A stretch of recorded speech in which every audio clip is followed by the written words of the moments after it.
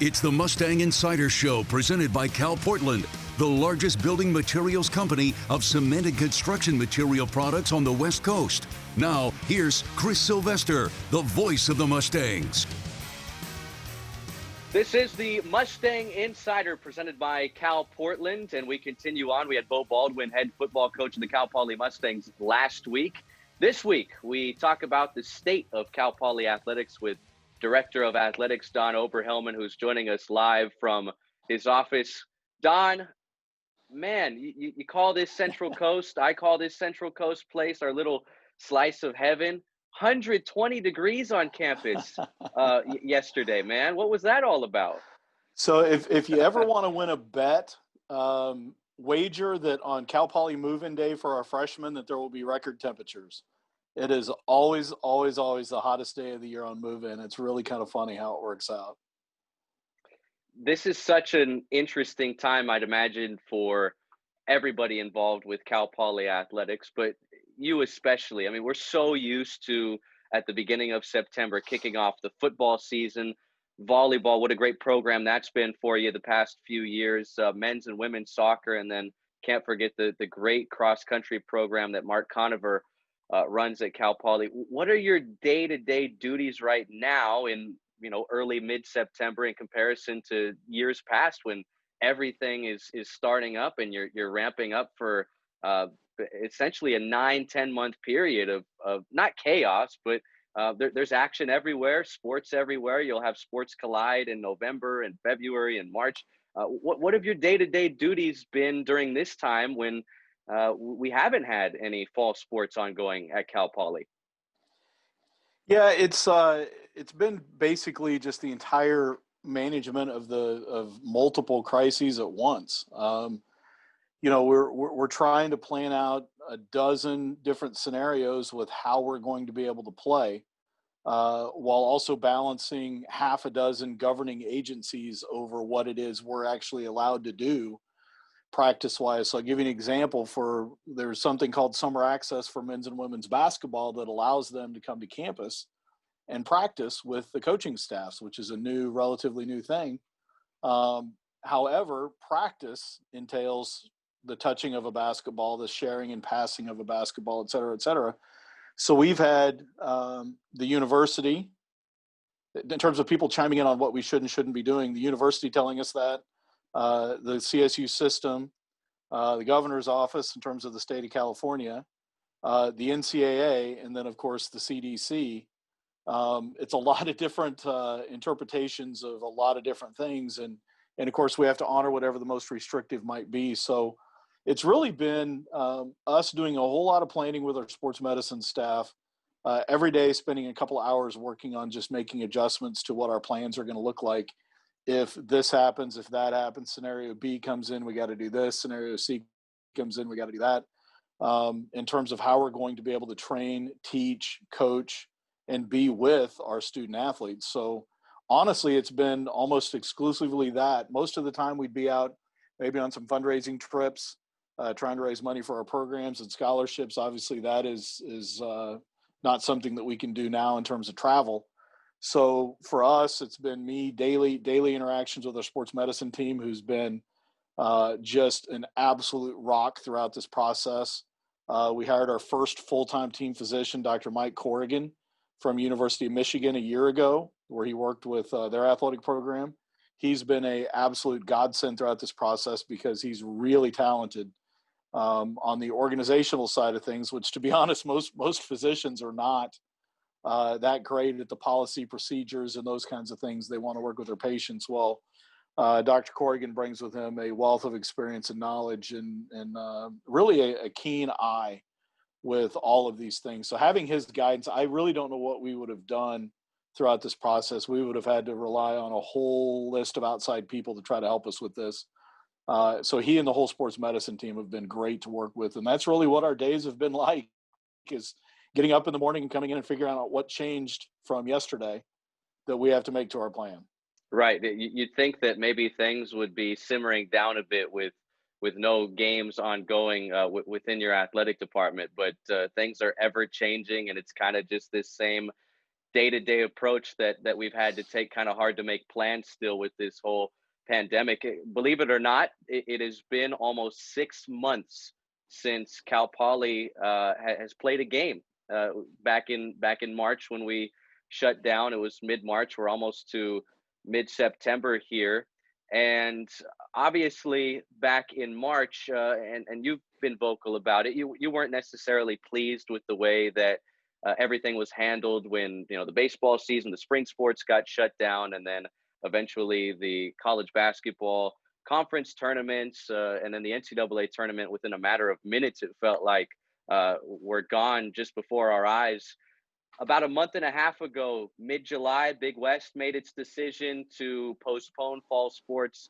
Big Sky waited until early August to make their decision on the football season. We do have some FCS teams. I believe there's 15 of them that kind of went out on their own and created, whether it be 3-4 game schedules. Some of them are putting together larger 8 to 10 game schedules. So what were your thoughts on the way that the Big West and the Big Sky Conference handled the postponement of fall sports? And what was that whole process like? Because we've been hearing so much controversy surrounding the Big Ten and the Pac-12, maybe walking back on their original decision as they watch the ACC, the SEC, the Big 12, go out and play games here in the next couple of weeks. What were your impressions of the way that was handled, and were you pleased with it?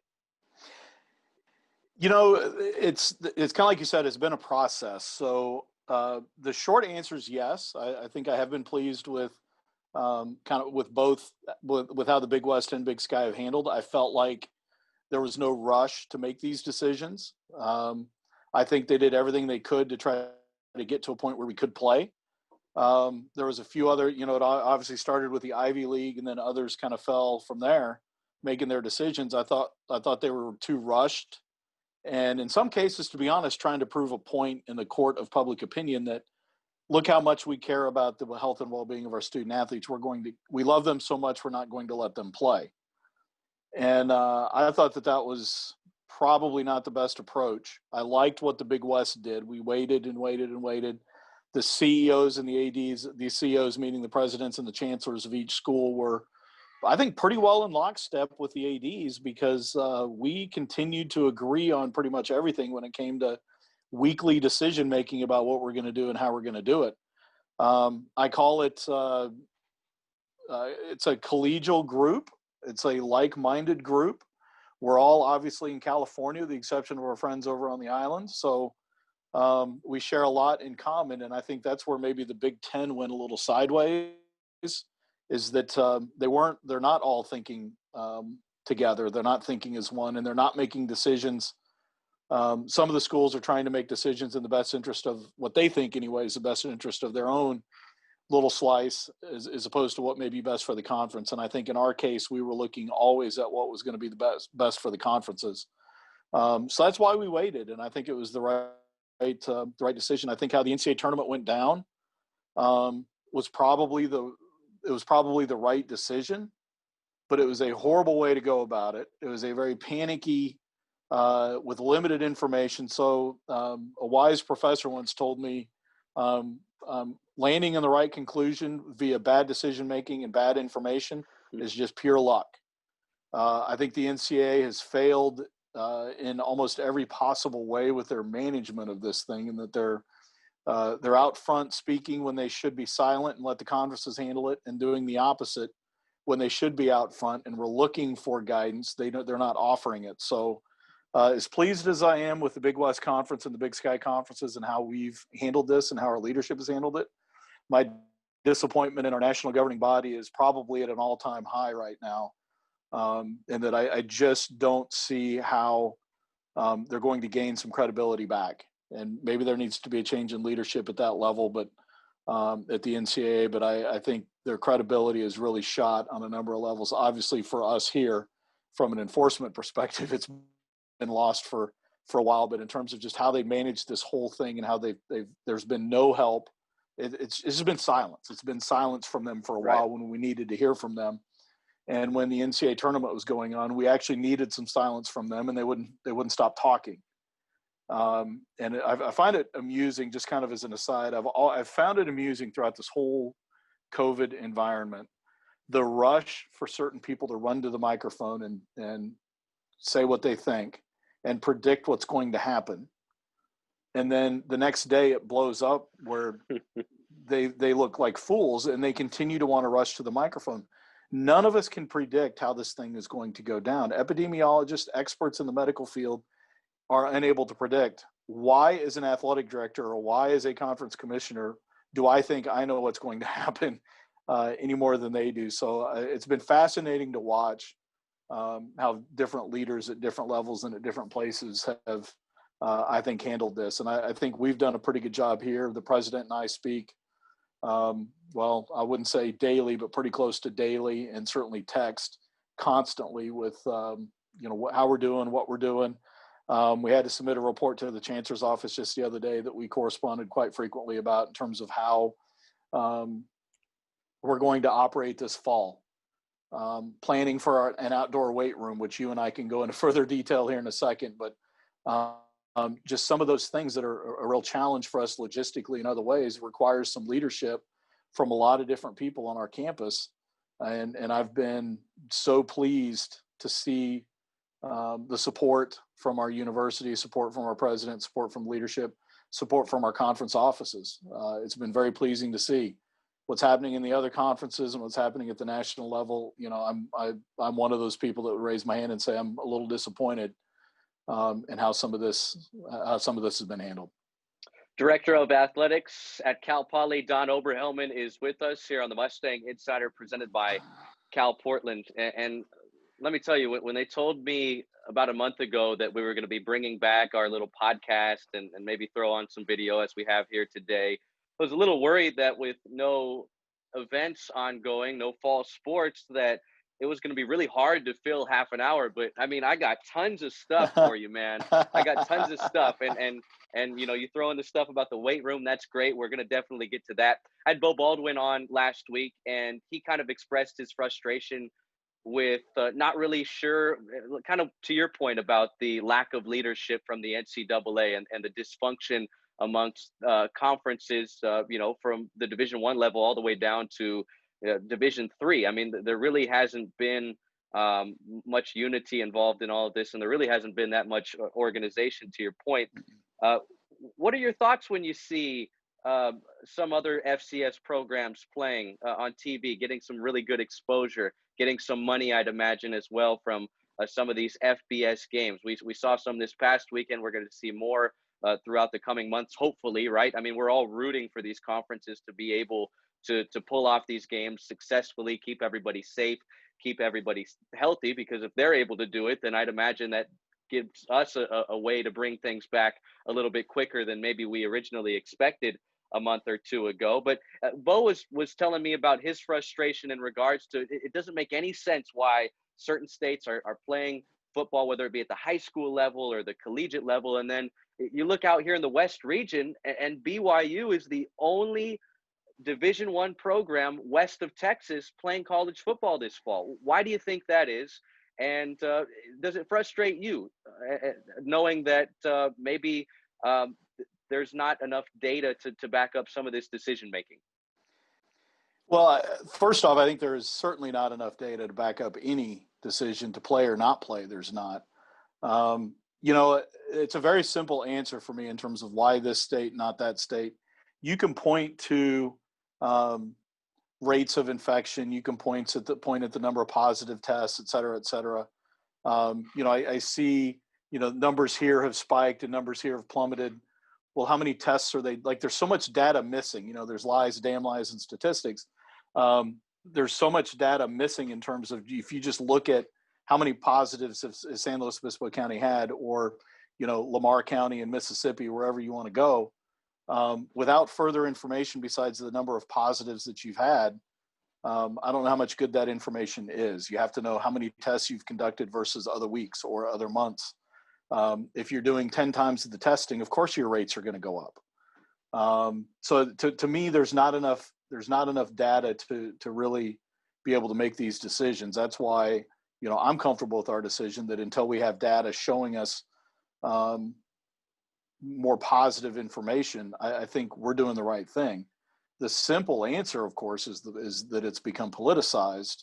I think in terms of other states, you're seeing, certain states that haven't had a care in the world about any of this, and they're playing football and they're doing everything, and there's no masks and businesses are open, et cetera, et cetera.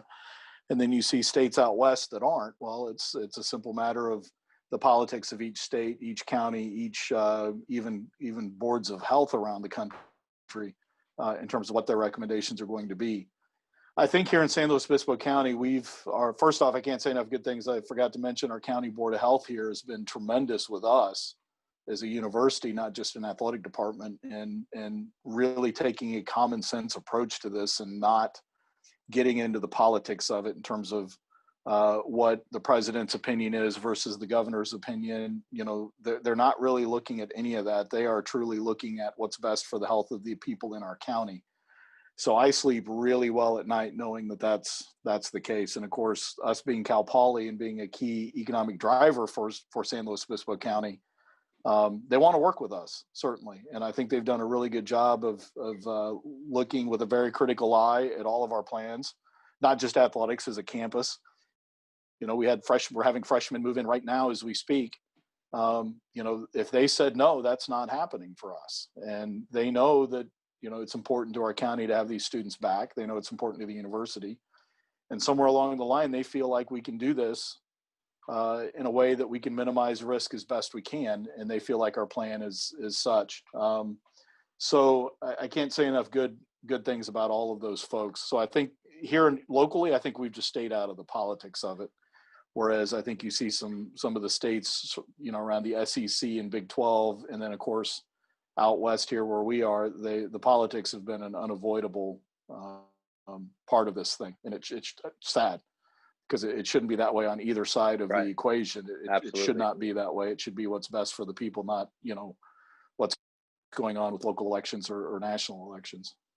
And we're sports guys, so we don't care as much about that stuff. I just want to play some ball, and that's exactly what our students want. They just want to be able to be together, and I walked in and women's basketball is having a meeting down in the gym, socially distant. They all have their masks on. They're all spread out throughout the space as Coach Faith is talking to them, and I'm sitting there thinking, this is the best medicine we can have right now, is this type of interaction. And they're the young women are just drinking everything Faith has to say to them. And she's not even talking about basketball. She's actually talking to them about academics when I was in there, and the different environment that we're in with how classes are going. And it's like, we need this. Like, even if we're not going to play a game for a while, we need to be together. We need our student athletes to be together, maintaining all the requirements we're putting on them in terms of the social distancing, the masks, and all of that stuff. But you just can't substitute being together. And to me, that's all we can focus on. Games will come, but let's focus on what we can control right now, and that is we can be being together as safely as we can. Hey, you mentioned the unique wrinkle that the basketball programs have with their ability to get together. I know the men's basketball team, they were able to have some workouts together as well here over the last month or so. We've heard a lot about PPP in the last 6 months. I want to ask you about a PPP, a pandemic practice period. So how have the pandemic practice periods? You thought I was going to go into a money question. I'm not going to do that. I did, actually. Did you guys get along? I was thinking to myself, public-private partnerships? What do we? Yeah. How have the pandemic practice periods worked with the say fall sports? I know Bo really wants his guys to be able to get back to campus to at least do some weightlifting. So how's the outdoor weightlifting experience going to kind of work with some of these sports that are going to try and give it a go early 2021, maybe late 2020 here? What are your thoughts on all that? And what are the precautions that each program kind of needs to take to be able to make these practices happen? So I'll give you an example. It's happening in volleyball right now. They're just doing voluntary things down in Mott. Coaches can't be present just yet, not for another couple of days.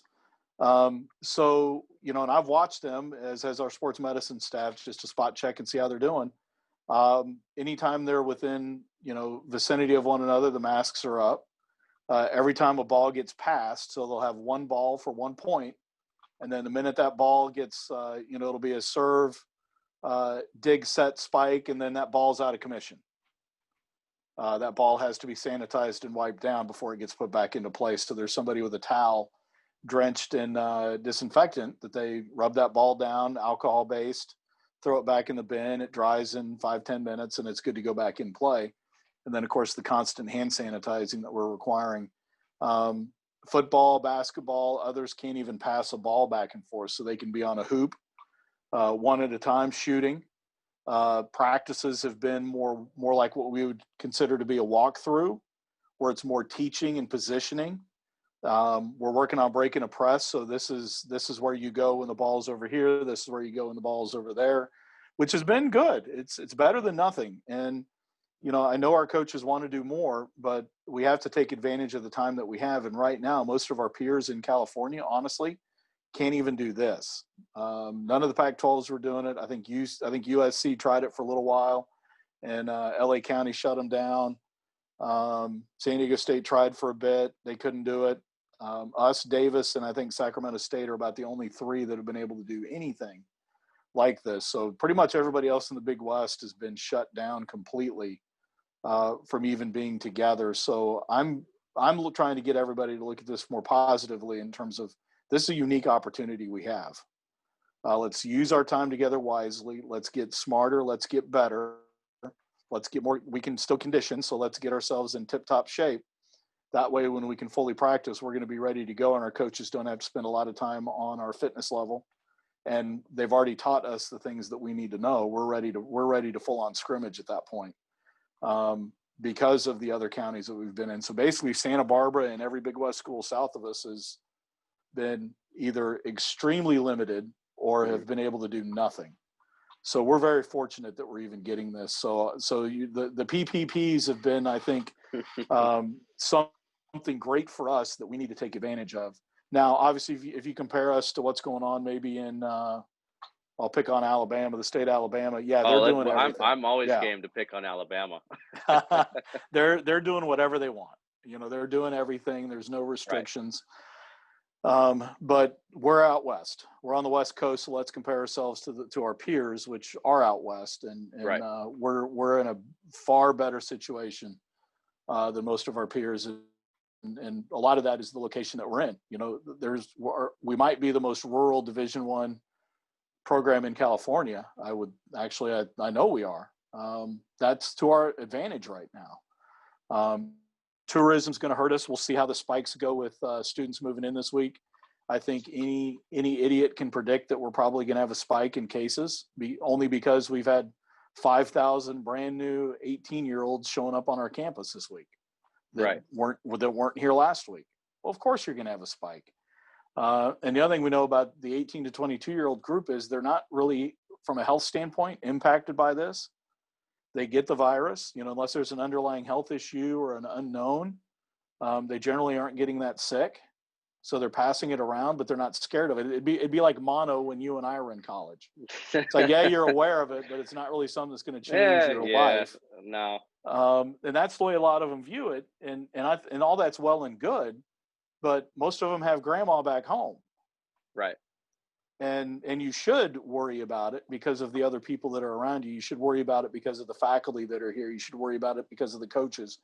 And you sure as hell shouldn't be getting it and going back home and then giving it to your parents and your grandparents and et cetera, et cetera. Right. Because then you've got real problems. Mm-hmm. Yeah. And a big argument that many have made, from players to coaches to athletic directors such as yourself, I think there's a real strong argument that athletes are safer on campus and than they are back at home because of maybe some limitations that you can put on some of your kids. I think it was the University of Oklahoma about a month ago. They were doing really well with their COVID positives or lack thereof, and then all of a sudden they let the kids go home and they spiked. So I think there's definitely a strong argument there. I want to get to some fan questions, some questions that not questions from fans, but questions that I know fans are going to be interested in. Facilities. If there is a silver lining of these last 6 months within Cal Poly Athletics, I know you're really excited that Dignity Health baseball clubhouse finally got done. It is it is absolutely beautiful. It's one of a kind. Got a lot of positive publicity from it.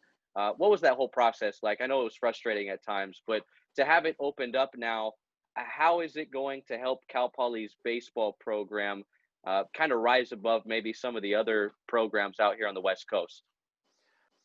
Well, time's going to tell, but you know, I think it's one of the nicest facilities in the United States.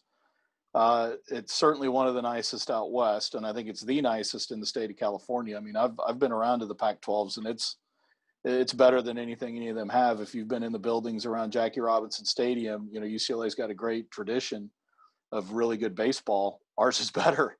Our facility is better. So the hope is it's going to win us some recruiting battles that maybe we didn't win 3 years ago. Having Larry Lee here, I've said this many, many times. If we don't have Larry Lee as our head baseball coach, I don't think we get this building done. Right. Simply because so much of it was done locally through lifelong relationships that Larry has had over the years, people that just love Larry and love Cal Poly, maybe somewhat a passing fancy on baseball. Well, with Larry in charge, it becomes more than just that. It becomes more of a passion for them because they want to support that man. In terms of how frustrating it was, I mean, is we had the same issue with Vista Grande Dining Complex here, which just opened, mostly just opened this week. Same, without throwing stones at people, it's the same construction companies, same architectural issues, same, and certainly we'll be looking at that closely with future builds that we have over time. A lot of other things happen, just delays with fire marshal and other things, and it's kind of hard to get upset about some of it because, you know, the state of California has been in a state of perpetual fire for a couple of years now. And, you know, every time there was a couple of times we'd reach out just to get an update, and state fire marshals, that's the local state fire marshal, is out of town. When's he going to get back? Well, we don't know. He's up fighting the campfire Right. in Northern California. It's like, okay, Yeah. I'll shut up. I've absolutely nothing to say to that other than I wish him safety and him and his team safety and come back in one piece. So it was frustrating, but in a lot of ways we understood some of the delays that we had. Different, with the benefit of hindsight, we certainly would have done a few things quite differently. But at the end of the day, I've said this many times, nobody's going to remember those frustrations a year from now, because it is spectacular. I mean, it is one of the finest things I've been blessed to be a part of in terms of when you're looking at building new things, new toys, new ways to improve your program. The brick and mortar might be one of the most pleasing things I've ever been able to be a part of myself. Ashley Offerman, one of our associate ADs, senior associate ADs, did a great job in terms of the fundraising. Dr. Nick Pettit, our deputy AD, did a great job in terms of navigating some of the battles with construction and timing and finances and other things with how we finally got it done. So just tremendous. I can't say enough good things. And one that people aren't talking about too much and is actually still going on is the construction of our golf clubhouse. Yeah, Dairy Creek, right? Out at Dairy Creek. Yeah. Dairy Creek's going to be phenomenal for us. Just in the fact that if like right now, if we had, or a year ago, if we had a student athlete on our golf team that wanted to go out and just hit balls for 20 minutes, well, he's got to drive 30 minutes one way to be able to do that. So he's probably not going to go hit balls for 20 minutes because he or she's going to have to spend an hour in the car to do it. Right. Generally going down to Cypress Ridge to do that. Now it's 5 minutes at worst. That's if you hit both. Yeah. And that's if you hit both traffic lights, of which there are two. It's at worst 5 minutes away for them. They can be out there in a lickety split. They can hit balls for 20 minutes and come back to, just do it between classes. Additionally, it gives them a little bit of a hangout spot, a true clubhouse, kind of like what baseball has in terms of a space for them to eat, to study, to meet, to watch film. For golf, it's a lot more technology based than it used to be. So there's a whole lot of gadgets out there in terms of, calculating the statistics of what they're doing, the ball flight, altitude, spin, all of those things. Right. It gives them time to study what they're doing and how they're doing it in ways that they can improve. So, and that thing's going to come online before the end of the year. We'll have that thing open. That thing's going to go up pretty quickly. So we're awful excited about that one too. Chris Sylvester with Don Oberhelman, Director of Athletics for Cal Poly. This is the Mustang Insider presented by Cal Portland. Couple more things, Don, before I let you go. Pac-12 came out last week, and this was kind of a little bit of a breakthrough with some of the COVID testing. You have maybe some ways here in the coming months where some of these college programs are going to be able to get their hands on rapid testing, where you're going to know whether somebody's positive or negative within a matter of 15, maybe 20 minutes. And Larry Scott, the commissioner of the Pac-12, came out and said, hey, maybe there's a pathway back to collegiate athletics here on the West Coast before the end of the calendar year. And there's obviously been some talks about college basketball non-conference bubbles. What have you heard in regards to some rapid testing, some college basketball preseason, pre-conference bubbles? And I'll come out and ask you, how realistic is it that Cal Poly plays before the end of 2020? Oh boy, that's going to be a good question. I got to mull that one over. First off, don't make it. No, I'm not asking you to make a prediction, but I mean, I think maybe a month ago, it seemed like 2020 was kind of a wash. We were going to try and play everything in 2021. But now it looks like with some of these ideas, and obviously the NCAA is going to be more hands-on with college basketball than they are with college football because of, they oversee the postseason tournament, unlike with the college football playoffs. They kind of just didn't want the what on their hands. Yeah. But I tell you, with college basketball, I mean, it sounds like next week they're going to come out with a proposed start date, maybe some schedules for the spring with the fall sports that will be played in the spring. So what are you sensing among maybe some of your conversations with other athletic directors and folks from within Cal Poly that you guys, no matter the sport, can maybe play a game or put on an event before the end of the calendar year?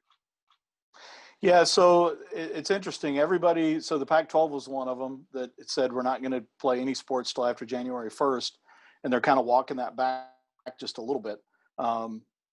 Basketball can possibly play in a bubble. The NBA is, I think, done that with pretty decent success up to this point. My question is and remains, how do you pay for that? And are you going to have the same TV revenue to be able to do it? Right. Those schools will have more TV revenue than we do, obviously. So maybe there's a pathway. And keep in mind, you're not doing just men's basketball here. You're doing men's and women's basketball. And if you've got a pod location, how do you get all those games on TV? Because you're all playing in the same arena and there's only one primetime slot. And in some cases, you may have to play 4 games in that arena on the same day. So there's a lot of challenges to it. As for what they've done with the testing, I thought it was really it was brilliant, I think, on their part. We've all been looking at doing it, something along those lines, and obviously bulk testing. One of the things that we've really struggled with is a lot of the counties don't have a appetite for asymptomatic tests. So a month ago, if you'd asked me, Don, do you see you guys being able to test your student athletes that don't have symptoms? I would have said no, because there appeared at that time we were going to face a severe limited number of these tests, that there's going to be a big shortage. So great, we're going to test the Cal Poly basketball team, but the local nursing, and they're without symptoms, but we're going to test them. Yet the local nursing home has some elderly folks that do have symptoms and they can't get their hands on a test. Right. How does that look for any of us? Like that is not good. Well, circumstances changed just a little bit. Some companies have really done some good work.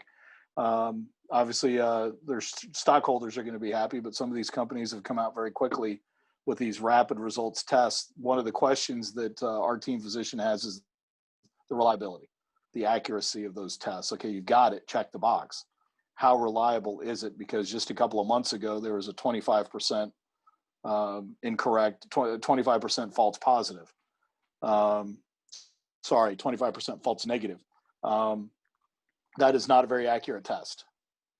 I think our team doc could probably be more accurate by just looking at people when they come in and see how they feel and how they look by asking them a couple of questions.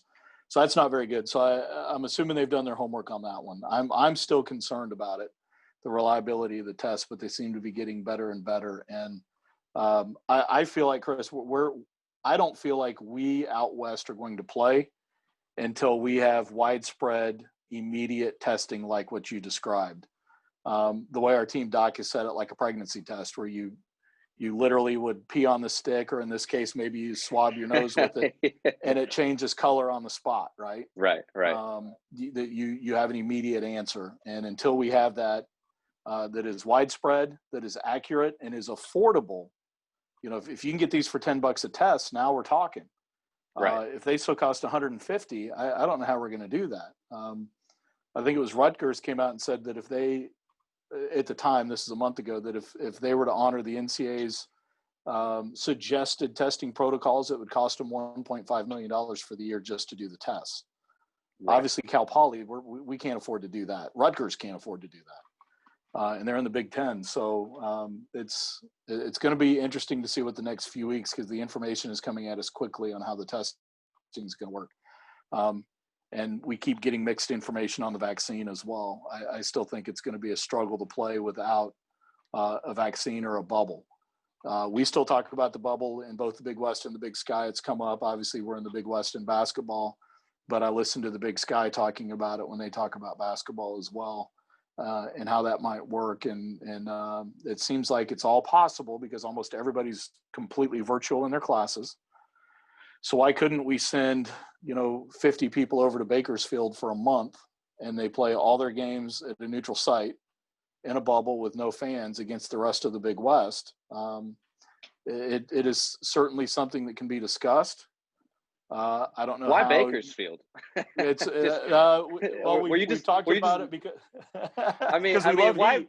I haven't called a game for you guys in 6 months, and I miss it more than anything ever. But I mean, Bakersfield, you can send me to a Bakersfield for a month, well, John? I would prefer it was Hawaii for everybody, but it's going to have to be somewhere that we can do it relatively inexpensive. Right. And I think the hotels, the folks that have done some of this research at the conference offices have looked at Vegas and some other places as well, that maybe you can get some really good rates for a long-term stay. I don't know how it's going to work. I don't know how the money's going to work. I haven't seen any solutions to any of those questions just yet. But they can certainly do their schoolwork. We'd have to send a couple of our academic advisors over as well to help them with study hall and tutoring and other things that any student's going to need.